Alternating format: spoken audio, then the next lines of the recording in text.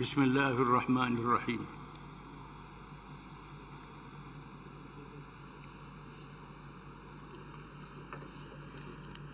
Sifat tubuh badan ahli neraka.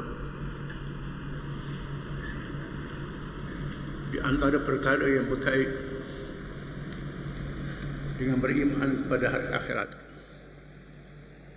ialah cerita berkenaan dengan neraka yang disebut dalam Quran dan hadis-hadis yang sahih. Di antaranya ialah tubuh badan ahli neraka. Rupa parah dan sifat kejadian mereka sungguh dahsyat dan menggerunkan. Perkara ini dinyatakan oleh hadis Nabi SAW. Di antara hadis tersebut ialah An Abi Hurairah radhiyallahu anhu qala qala Rasulullah sallallahu alaihi wasallam dirsul kafiri mithlu Uhudin وغلظ جلده مسيرة 3 وما بين منكبيه مسيرة 3 رواه مسلم. Hadis riwayat Imam Muslim. Maksudnya dari Abi Hurairah radhiyallahu anhu, katanya Rasulullah SAW bersabda, gigi geraham orang kafir dalam neraka sebesar bukit Uhud dan tebal kulitnya umpama 3 hari perjalanan. An Abi Hurairah radhiyallahu anhu an Nabi sallallahu alaihi wasallam qala ما بين منكبي الكافر في النار مسيرة 3 أيام للراكب المسرع رواه مسلم. Dari Abi Hurairah radhiyallahu anhu, dari Nabi sallallahu alaihi wasallam sabdanya, jarak di antara 2 belikat orang kafir dalam neraka ialah perjalanan 3 hari dengan kenderaan yang pantas. Ali bin Umar radhiyallahu anhuma yaqulu sami'tu Rasulullah sallallahu alaihi wasallam yaqul innal kafira la yajru lisanahu yawm al-qiyamah wara'ahu qadra farsakhaini yatabata'uhu an-nas rawahu Ahmad. Maksudnya dari Ibnu Umar radhiyallahu anhuma, katanya, aku mendengar Rasulullah SAW bersabda, sesungguhnya orang kafir mengheret lidahnya pada hari kiamat nanti sepanjang 2 farsakh, lebih kurang 6 batu, lalu dipijak oleh orang-orang lain. Semua hadis ini adalah hadis yang sahih. Kita ditunjukkan di alam dunia ini bagaimana Allah Ta'ala yang maha berkuasa mencipta makhluknya mengikut kehendaknya, mengikut qadarnya, di luar daripada kemampuan akal kita. Kita menyaksikan bagaimana pokok yang besar, bijinya kecil saja. Pokok durian sebagai contoh. Biji dia besar ibu kaki dia. bila ditanam membesar, menjulang tingginya, batangnya yang besar, tidak menasabah dengan biji yang kecil. Dalam hutan rimba belantara ada pokok yang bijinya halus sebesar pasir saja. Bila tumbuh jadi balak yang besar. Itulah kekuasaan Allah Subhanahu wa taala. Manusia adalah makhluk Allah. Allah Taala boleh buat besar dan kecil mengikut kehendaknya. Nabi SAW tidak bercakap mengikut hawa nafsu. Nabi bercakap dengan wahyu daripada Allah, ilham daripada Allah. Semua percakapan Nabi adalah berita yang benar daripada Allah Subhanahu wa taala. Sekiranya kita baca Al-Quranul Karim, kita akan dapati perkara yang benar-benar berlaku. Di antaranya kisah umat-umat yang terdahulu, khususnya umat yang dilaknat oleh Allah Taala. Kisah kaum 'Ad, kaum Thamud, Namrud, Fir'aun dan lain-lain lagi yang disebut dalam Quran. Yang diwahyukan di bumi Mekah yang jauh daripada tamadun, jauh daripada manusia yang lain, tempat yang terpencil, tidak mudah mendapat berita, di mana masyarakatnya buta huruf. Diturunkan Quran di situ, dibaca oleh Nabi sallallahu alaihi wasallam. Cerita-cerita zaman dulu, cerita-cerita ini disebut dalam kitab-kitab yang terdahulu, kitab Taurat, kitab Injil dan kitab-kitab yang lain. Adalah cerita benar. Hari ini kita menyaksikan pengkaji-pengkaji sejarah bertemu dengan tanda-tanda tempat-tempat tersebut, menyatakan cerita yang benar. Begitu juga ayat-ayat Quran yang berkait dengan sains angkasa lepas di luar kawasan bumi, peredaran bulan, matahari, bintang-bintang cakrawala disebut dalam Quran. Masa Quran diturunkan, tidak ada alat-alat yang canggih. Hari ini manusia meneroka angkasa lepas, meneropong, melihat peredaran matahari, bulan, bintang. Betul seperti Al-Quran menyatakannya. Menandakan benar. Maka begitulah hukum-hukum yang ada dalam Al-Quran. Adalah adil dan benar. Begitu juga cerita tentang hari kiamat, tentang syurga neraka, adalah benar. Jangan kita merasa pelik apabila Nabi SAW menceritakan kejadian manusia kafir dalam neraka, rupa yang besar dan menggerunkan. Allah Ta'ala jadikan begitu untuk menyeksa mereka. Hukuman yang adil daripada Allah.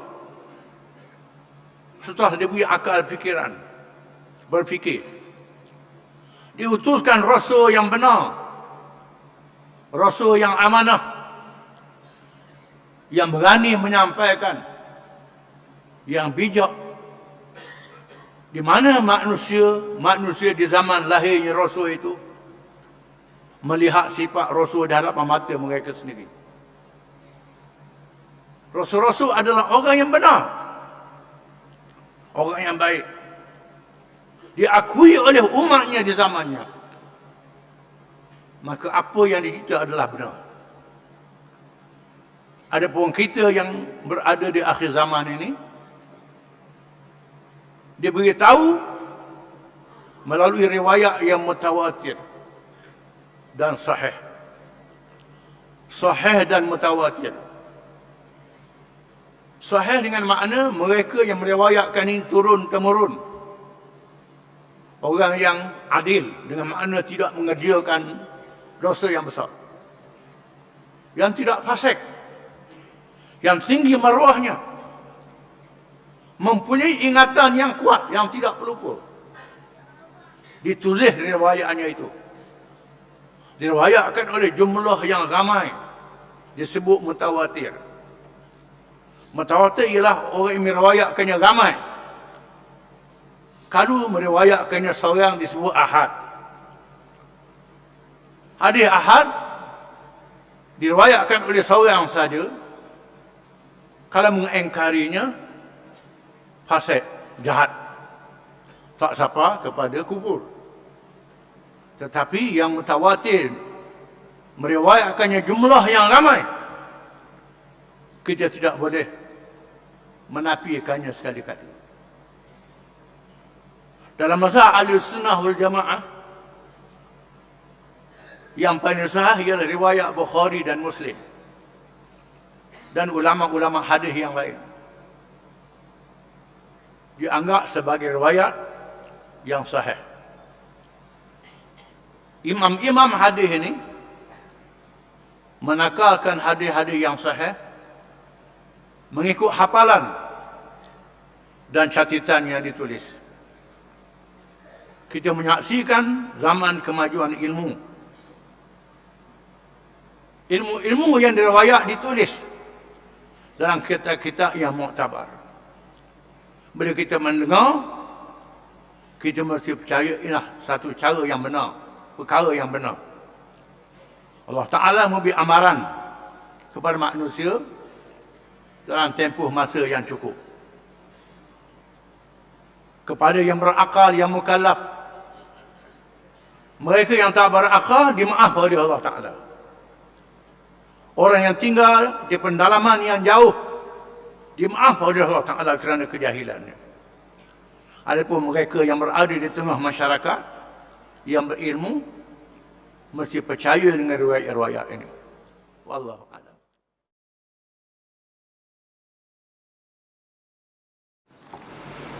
Bismillahirrahmanirrahim. Yang ke-30,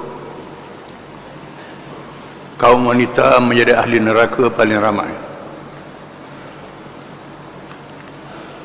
Perkara ini dinyatakan oleh Rasulullah SAW. Usamata ibn Zaidin radhiyallahu anhuma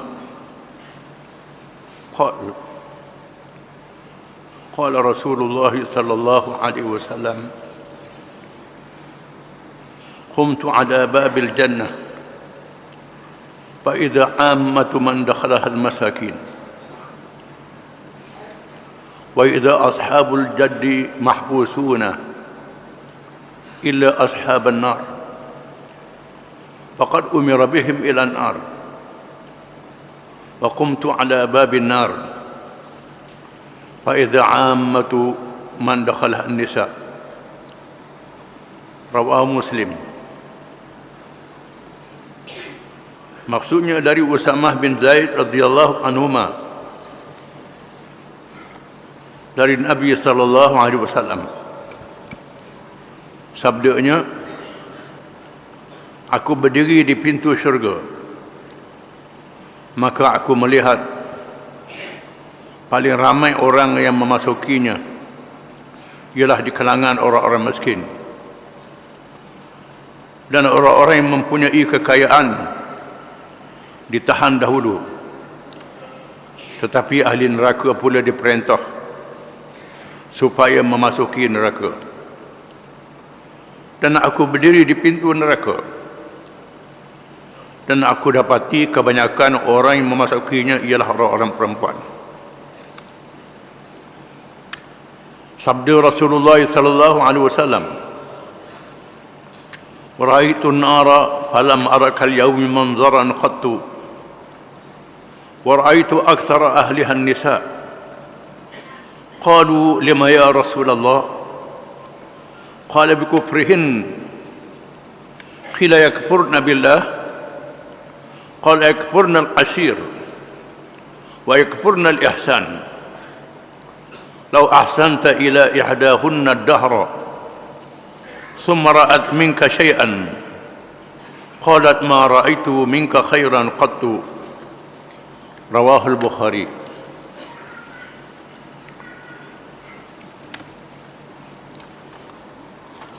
Maksudnya,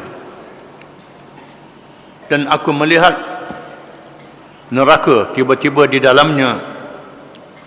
Aku tidak melihat kemenangan seperti hari ini dari segi dahsyatnya. Dan aku lihat kebanyakan ahlinya dari kalangan orang-orang perempuan. Lalu ditanya, dengan sebab apa ya Rasulullah? Sabda Rasulullah sallallahu alaihi wasallam, dengan sebab mereka kufur. Lalu ditanya lagi, adakah mereka kufur kepada Allah? Sabda Rasulullah sallallahu alaihi wasallam, mereka kufur terhadap teman hidupnya dan kufur terhadap kebaikan orang kepadanya. Kalau kamu berbuat baik kepada salah seorang di kalangan mereka sepanjang masa, kemudian selepas itu dia melihat sesuatu yang tidak kena darimu, nescaya dia boleh berkata, aku tidak pernah melihat apa-apa kebaikan daripada-Mu.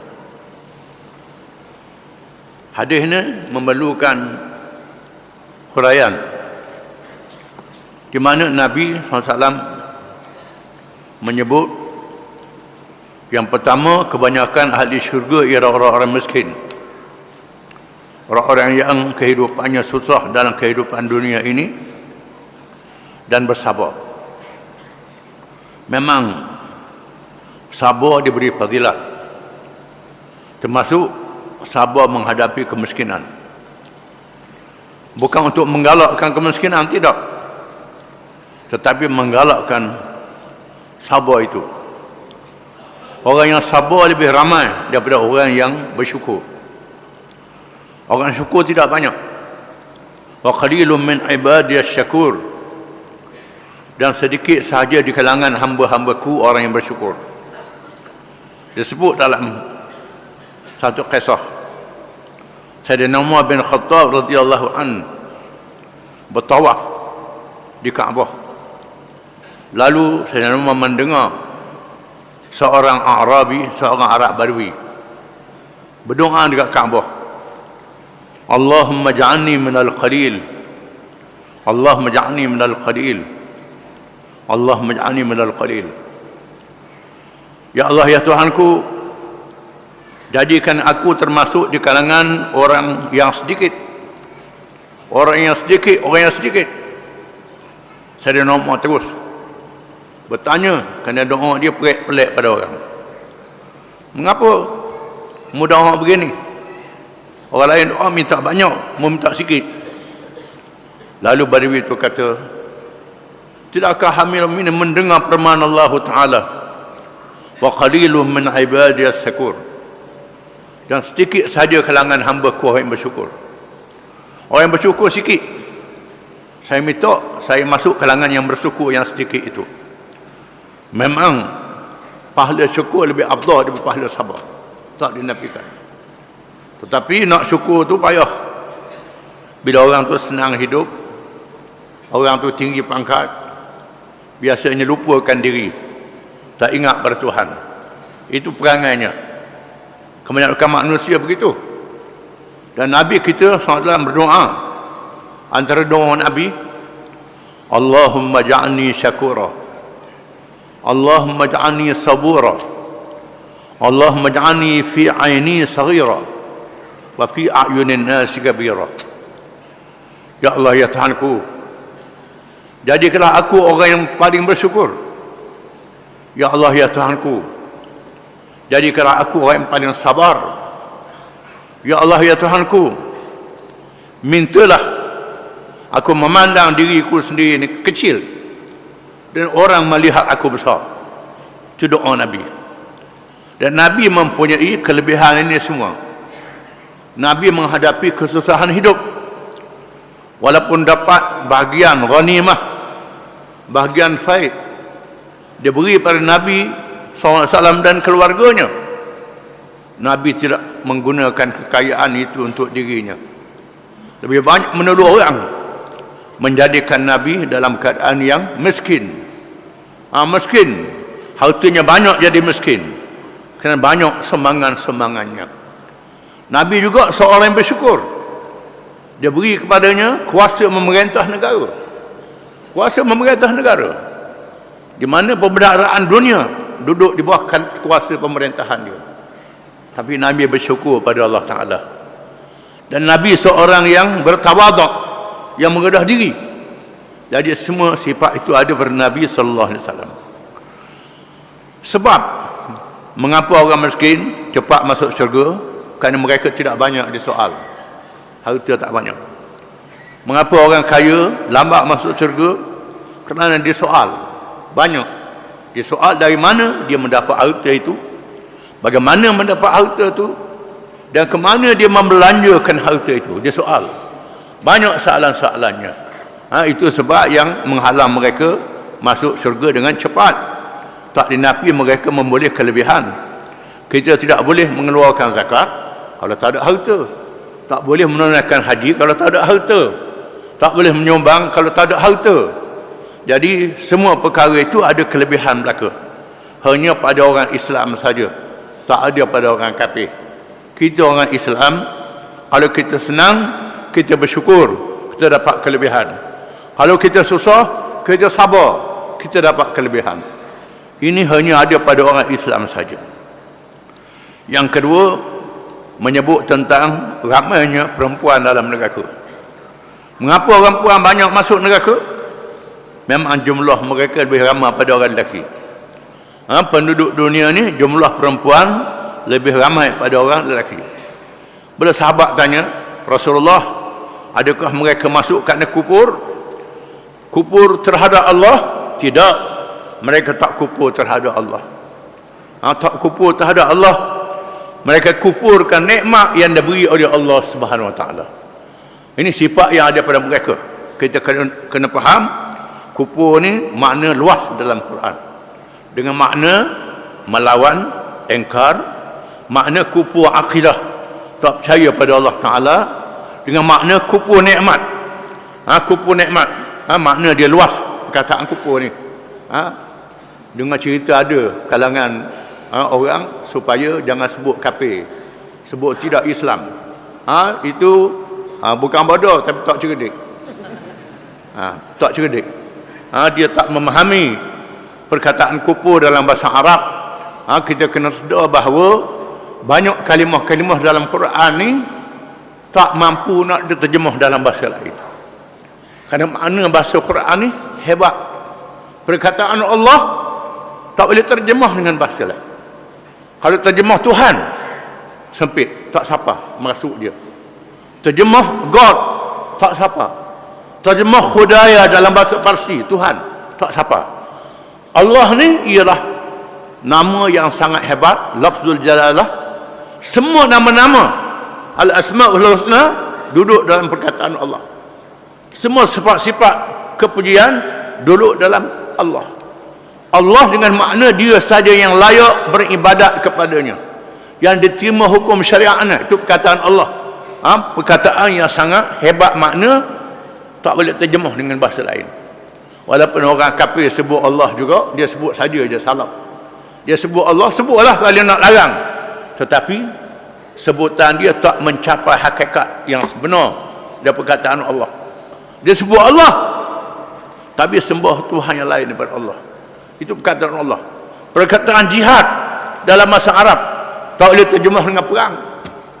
Jihad ni termasuk perang, termasuk apa saja usaha yang gigih, yang memerlukan pengorbanan untuk menegakkan Islam dengan makna yang luas. Nak terjemah jihad dengan perang tak boleh, perang suci tak boleh, tak mencapai maksud, maka jihad juga. Maka perkataan kufur juga Itu bahasa Al-Quranul Karim yang tak mampu nak terjemah dalam bahasa-bahasa lain. Yang bolehnya huraian. Boleh kita nak kata apa namanya, orang kafir tu bukan Islam, belum Islam lagi, menggunakan bahasa yang halus. Belum Islam lagi, tak Islam lagi, nak pujuk dia, takut dia berasa hati, tak jadi salah. Tapi nak tukar perkataan kafir dengan perkataan lain, itu tak mampu kerana ketinggian bahasa Al-Quranul Karim. Jadi mengapa perempuan banyak masuk neraka? Adakah kufur terhadap Allah? Nabi kata tidak. Kufur terhadap nikmat keluarga dia, nikmat kesenangan dia. Kita saksikan bagaimana orang puang ni suka sangat kalau orang iklan tubuh dia, iklan rupa dia. Iklan rupa dia suka sangat, orang bayar mahal. Nak jual sabun, iklan dia. Nak jual kain, iklan dia. Nak jual kereta, iklan rupa dia. Ini suka sangat orang iklan, gunakan dia untuk iklan. Sehingga menyalahgunakan, mereka dia salah gunakan. Kemudian mereka lupa budi-budi yang dibuat oleh orang terhadap dia bila dia marah. Dia tidak menghadapi kesabaran. Contohnya Allah Ta'ala sebut, bila bercerai antara suami dan isteri, bercerailah. Wa an ta'fu aqrabu lit-taqwa wa la tansawul fadla bainakum innallaha bima ta'maluna basir. Dan bahawa kamu memaafkan antara satu sama lain setelah kamu bercerai itu. Setelah bercerai, maafkan kesalahan itu. Itu lebih hampir bertakwa. Lebih hampir bertakwa kalau memaafkan dia. Dan jangan kamu lupa kebaikan yang berlaku antara kamu. Setelah bercerai suami isteri, bercerailah. Tetapi kebaikan yang dibuat oleh suami, kebaikan yang dibuat oleh isteri, jangan lupa sekali-kali. Kebaikan dia ada. Dalam kejahatan yang banyak itu ada kebaikan. Tetapi lupa segala kebaikan bila marah. Innallaha bima ta'maluna basir. Allah Ta'ala Maha melihat apa-apa yang kamu kerjakan. Adapun Allah Ta'ala, faman ya'mal mithqala dzarratin khairan yarah wa man ya'mal mithqala dzarratin syarran yarah. Barang siapa yang buat amal yang baik seperti habuk yang halus, akan dilihat pada hari kiamat. Barang siapa yang buat amal yang jahat, habuk yang halus, akan dilihat pada hari kiamat. Di mana Allah Ta'ala menilai kebajikan walaupun habuk yang halus. Kita kebajikan yang besar pun orang buat, kalau nak marah, lupa habis segala kebaikan itu. Ini kelemahan yang ada pada orang perempuan, yang ada pada mereka. Tujuan Nabi beritahu ni ialah supaya kita buang sifat-sifat kelemahan ini. Ini adalah amaran Nabi, amaran Allah pada kita, khusus pada orang perempuan, supaya mereka lebih sabar dalam menghadapi ujian. Dan ada hadis pula, al-mar'atu salihah khairum minad dunya wa ma fiha. Perempuan yang soleh itu lebih baik pada dunia dan segala isinya. Kalau dia soleh, kalau dia baik. Di sana ada hadis-hadis yang lain. Kita tak boleh baca satu hadis saja, kena baca hadis-hadis yang banyak dan ayat-ayat yang banyak. Wallahu alam.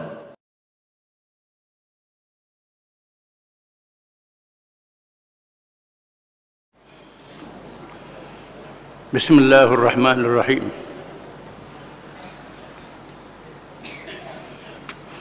Yang 31, warna api neraka. Kita hanyalah sekadar mengetahui dan melihat dari dekat api dunia. Cahayanya merah apabila menyala. Adapun api neraka, kita tidak mengetahui dari dekat. Tetapi diberitahu oleh hamba Allah yang wajib benar beritanya datang dari Allah, dan beliau adalah Rasulnya Muhammad sallallahu alaihi wasallam. Walaupun tak disebut dalam Quran, disebut dalam hadis Nabi sallallahu alaihi wasallam, dan kita kena percaya kerana Nabi dilantik oleh Allah dan dijamin benarnya, dan Nabi tak bercakap mengikut hawa nafsu. Kalau ada berlaku kesilapan, terus turun wahyu membetulkan kesilapan itu. Di antaranya ialah yang diriwayatkan oleh Al-Imam Malik di dalam kitabnya Al-Muwatta dari Rasulullah sallallahu alaihi wasallam. Sabdanya,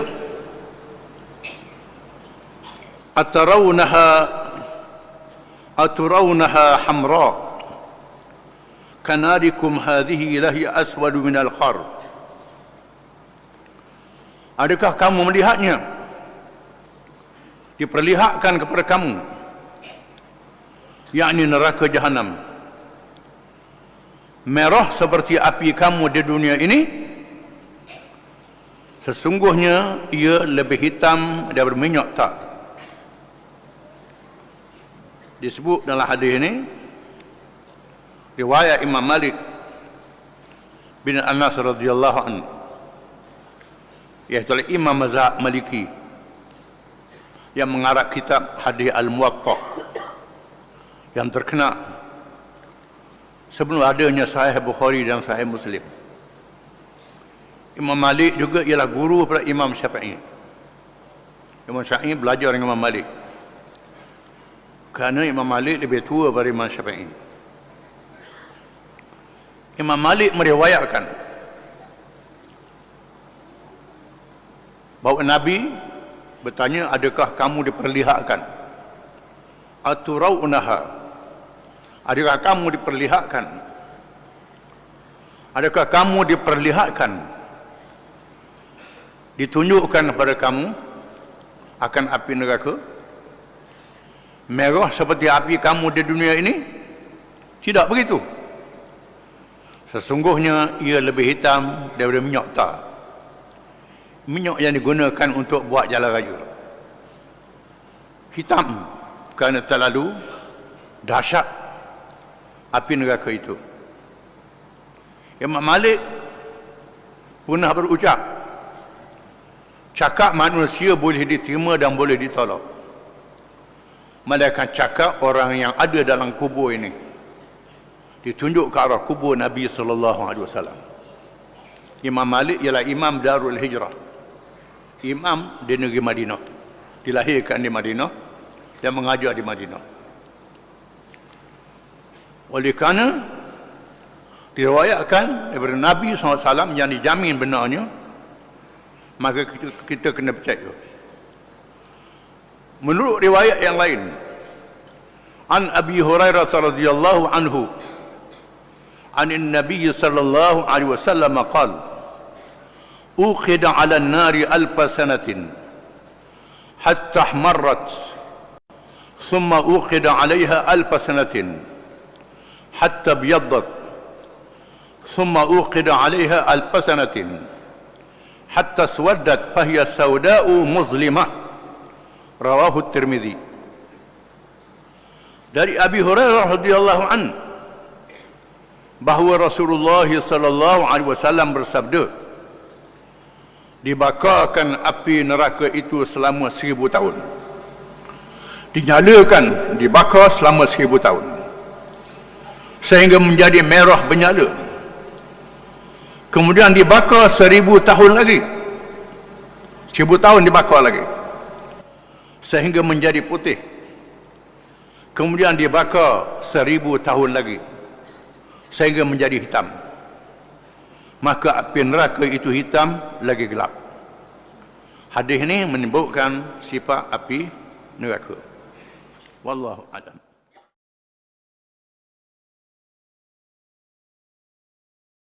Bismillahirrahmanirrahim. Yang ke-32, dalamnya neraka. Di antara perkara yang disebut berkenaan neraka yang diuraikan oleh hadis-hadis Nabi SAW ialah dalamnya neraka.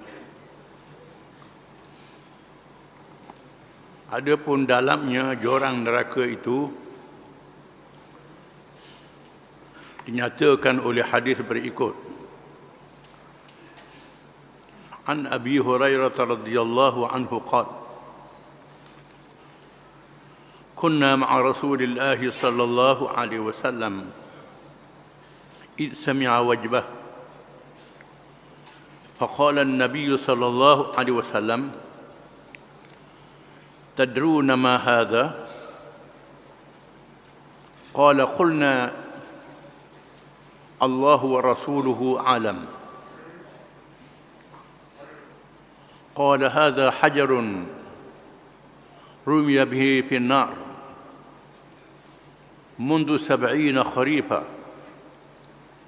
فهو يهوي في النار الآن حتى انتهى إلى قعرها رواه مسلم. Hadis riwayat Imam Muslim. Maksudnya dari Abu Hurairah radhiyallahu anhu, katanya kami pernah bersama-sama Rasulullah sallallahu alaihi wasallam. Tiba-tiba dia mendengar bunyi batu yang jatuh. Lalu Nabi sallallahu alaihi wasallam bersabda, "Adakah kamu tahu bunyi apakah itu?" Kami menjawab, Allah dan Rasulnya sahaja yang lebih mengetahui. Sabdanya lagi, inilah dia bunyi seketul batu yang dilontar ke dalam neraka sejak 70 tahun yang lalu. Sekarang ini berada di dalam neraka dan berada di dasarnya. Hadis ini termasuk dalam perkara ghaibiyat, perkara yang kita tak nampak, perkara yang dibuka hijabnya oleh Allah kepada Nabi sallallahu alaihi wasallam. Termasuk dalam perkara alam hari akhirat, alam yang lain daripada alam dunia yang ada pada hari ini. Bila berlakunya hari akhirat, dihancurkan bumi, matahari, bulan, bintang-bintang cakrawala. Dileburkan semua makhluk-makhluk yang besar itu, termasuk yang kecil-kecil, dihancurkan. Kemudian Allah Ta'ala mewujudkan satu alam baru, dinamakan alam akhirat, di mana buminya bumi yang lain dicipta oleh Allah Ta'ala dan dihidupkan mereka yang dimatikan. Ini disebut dalam Quran, disebut dalam hadis-hadis yang banyak. Allah Ta'ala membuktikan perkara yang disebut dalam Quran itu benar. Semuanya benar. Melalui perkara-perkara yang sudah berlalu. Quran yang diturunkan di Mekah, yang jauh dari tamadun, jauh daripada negeri-negeri yang maju, jauh daripada ahli kitab, diturunkan di tengah masyarakat ummiyin yang buta huruf. Dan Allah Ta'ala menyuruh kita membaca. Ayat yang pertama, Iqra' bismi rabbikal ladzi khalaq. Ayat suruh membaca. Tetapi bagi membuktikan ilmu Allah Ta'ala melalui mukjizat Al-Quranul Karim, diturunkan di tengah masyarakat yang tak tahu membaca. Diwahyikan dan Nabi terus ingat apa yang dia wahyikan itu. Begitu juga sahabat-sahabat yang mendengarnya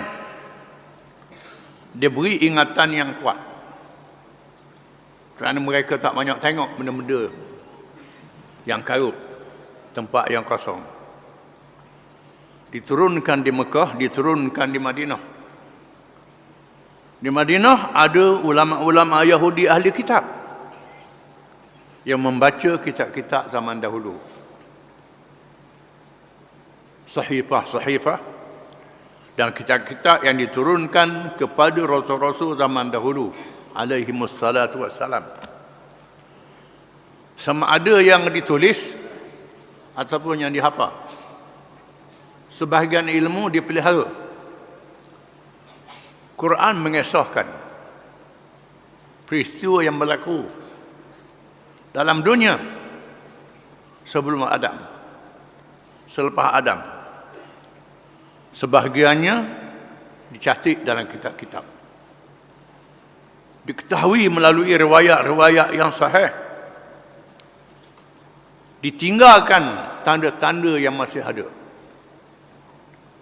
Firaun dengan piramid di Mesir yang dapat dilihat sehingga hari ini. Namrud dilihat kesan kerajaan Babylon ataupun Babylon. Kaum Ad, kaum Samud ditinggal sakit-bakinya yang boleh dilawat, boleh dilihat oleh manusia pada hari ini. Adapun peninggalan nabi-nabi dan rasul-rasul dihapuskan oleh Allah. Nabi Daud, Nabi Sulaiman yang menakluk dunia.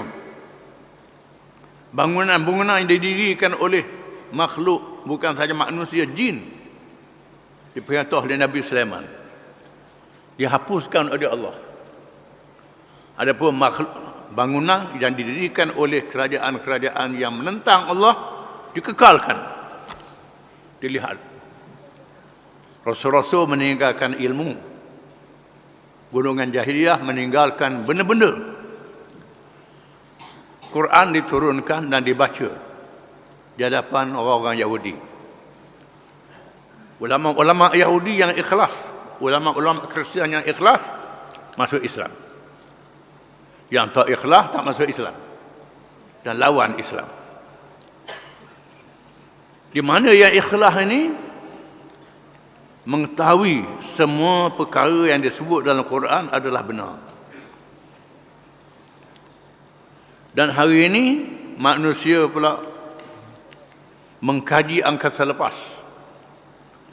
Ayat-ayat Quran menceritakan berkenaan dengan matahari, bulan, bintang yang beredar di angkasa lepas, yang tak diketahui oleh orang-orang zaman dahulu kerana tak ada alat.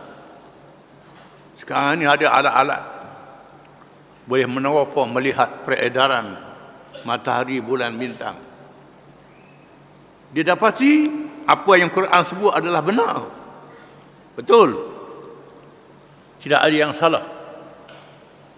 Kalau ada kajian yang dibuat bercanggah dengan Quran, kajian itu salah. Quran betul.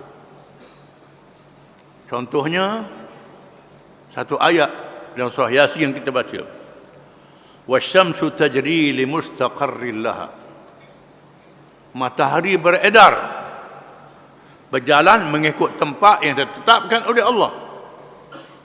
Dahulu ahli-ahli falak mengatakan matahari tak bergerak, diam. Sekarang sudah ada alat, didapati matahari bergerak macam Quran sebut. Menandakan Quran adalah benar. Itu juga hukum halal dan haram. Perkara yang diharamkan, daging babi, berzina, berliwat, riba, membawa mudarat pada kehidupan manusia, mendatangkan penyakit pada jasad, pada ruh dan kehidupan manusia. Perkara yang diharamkan oleh Allah, didapati Quran adalah benar. Maka begitulah juga perkara hari akhirat, perkara yang gaib, perkara yang kita tak nampak, perkara yang akan datang, mesti benar, betul, kita kena percaya. Kerana Allah Ta'ala sudah buktikan benarnya perkara itu. Allah Ta'ala menyebut adanya alam akhirat. Manusia yang mati akan dihidupkan semula. Allah Ta'ala tunjuk kekuasaannya bagaimana rumput rampai yang kering bila berlaku kemarau. Dibakar dengan api jadi abu. Turun hujan tumbuh balik. Allah Ta'ala tunjuk bagaimana biji-bijian yang halus, butir durian yang halus kecil, kita belah ada macam gandum putih dalam. Bila tanam tumbuh pun durian yang berapa peluk besarnya. Ada pokok yang biji dia halus saja, jadi besar berpemeluk. Ini kekuasaan Allah Ta'ala. Boleh menghidupkan orang yang mati. Seekor bakar binatang, setelah reput, tiba-tiba berjuta-juta ulat keluar daripadanya. Ini kekuasaan Allah Ta'ala. Dalil-dalil ditunjukkan kepada kita. Kita kena tahu. Banyak perkara yang kita tak nampak, bendanya ada. Tenaga elektrik, kita tak nampak macam mana elektrik itu. Tetapi bila kipas berpusing, lampu bernyala, menandakan di sana ada tenaga yang kita tak nampak, yang boleh mengeluarkan cahaya dan berbagai tenaga. Ini ialah makhluk yang dijadikan oleh Allah. Maka jangan kita berasa pelik bila ada Quran hadis menceritakan tentang syurga dan neraka. Kita kena percaya. Kerana Nabi adalah manusia yang paling benar. Sayyidina Umar bin Al-Khattab radhiyallahu anhu berucap, "Aksiru dzikran nar fa inna harraha syadid wa inna qa'raha ba'id wa inna maqami'aha hadid." Rawahu Tirmizi.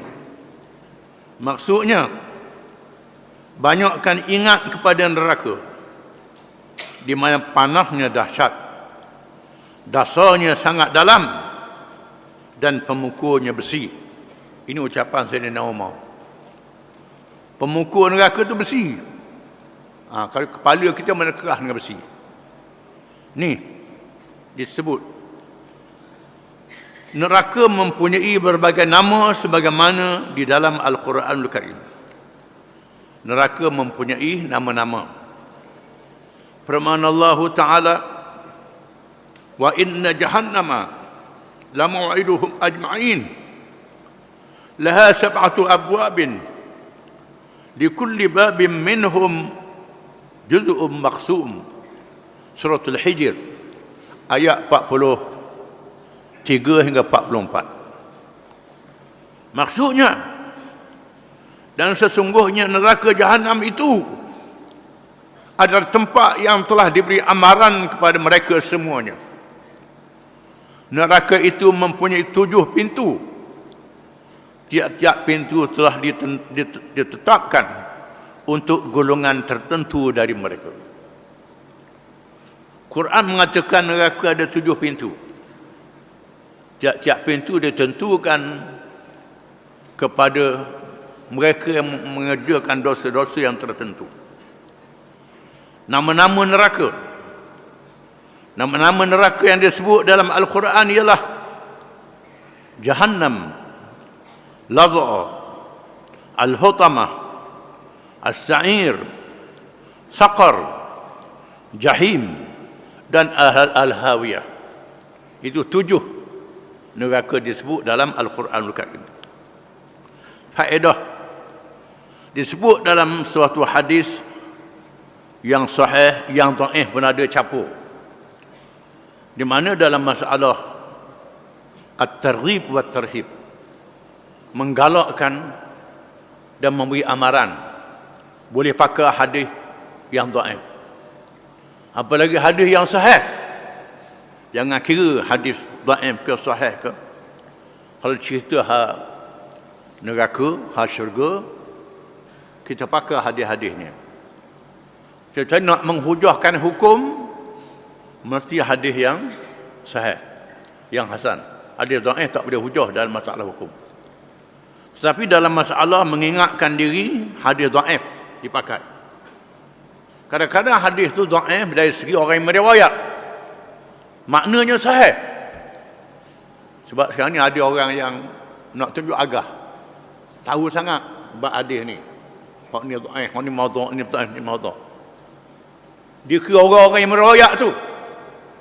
Tapi di sana ada hadis-hadis yang walaupun lafaznya dhaif, tapi ayat Quran mendukung dia. Ayat Quran lebih kuat pada hadis itu. Ada riwayat yang dhaif mengikut satu jalan, dan ada jalan yang lain sahih pula. Kerana ulama-ulama ni ratus ribu, bukan juta ulama. Kadang-kadang dia meriwayatkan satu jalan, ada jalan yang lain sahih hadis itu. Disebut dalam hadis, barang siapa yang membaca Allahumma ajirni minan nar, maksudnya wahai Tuhanku, lindungilah aku daripada api neraka, sebanyak 7 kali selepas sembahyang subuh. Kalau dia meninggal dunia pada hari itu, nescaya diselamatkan dari api neraka. Dan jika dibaca 7 kali selepas sembahyang maghrib, kalau dia meninggal dunia pada malam itu, nescaya dia diselamatkan dari neraka. Satu riwayat kata 3 kali. Ada riwayat 7 kali. Sebut 7 lah. Kalau 7, hak 3 tu lebih pada 7 lagi lah. 7 tu lebih pada 3 lagi. Ada riwayat kata 3 kali. Ada riwayat kata 7 kali. Allahumma ajirni minan nar, wahai Tuhanku, lindungilah aku daripada api neraka. Dalam bahasa Arab. Tak erti nak sebut bahasa Arab, sebut bahasa Melayu pun tak apa. Bahasa Cina, bahasa Inggeris, bahasa apa pun tak apa. Tuhan Maha mengetahui. Minta lindung daripada neraka, minta lindung daripada neraka. Sebut beberapa kali. Disebut dalam hadis, kalau kita sebut selepas maghrib, sembahyang maghrib, pendek saja Allahumma ajirni minan nar, 7 kali atau 3 kali. Kalau mati malam itu, dijauhkan daripada neraka. Kalau baca lepas sembahyang subuh 7 kali ataupun 3 kali mengikut riwayat yang lain, mati pada siang itu dijauhkan daripada api neraka. Mudah saja. Allah Ta'ala memberi jalan yang mudah pada hamba-hambanya. Penutup, segala perbicaraan tentang syurga dan neraka sebentar tadi sudah cukup untuk bertambah yakin kepada hari akhirat dan perkara-perkara yang berlaku selepasnya. Dengan keyakinan tersebut, nescaya membawa kita untuk lebih rajin dalam melakukan perhambaan diri kepada Allah, menurut segala ajarannya dan meninggalkan segala larangannya. Kita mengharapkan agar kita tergolong dalam kalangan ahli syurga, dan kita berlindung dengan Allah daripada menjadi ahli neraka. Wallahu a'lam bis-shawab.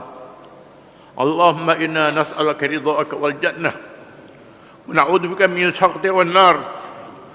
Allahumma inna nas'aluka al-jannata wa ma yuqarribu ilaiha min qawlin wa 'amalin wa i'tiqad, wa na'udzubika minan nar wa ma yuqarribu ilaiha min qawlin wa 'amalin wa i'tiqad.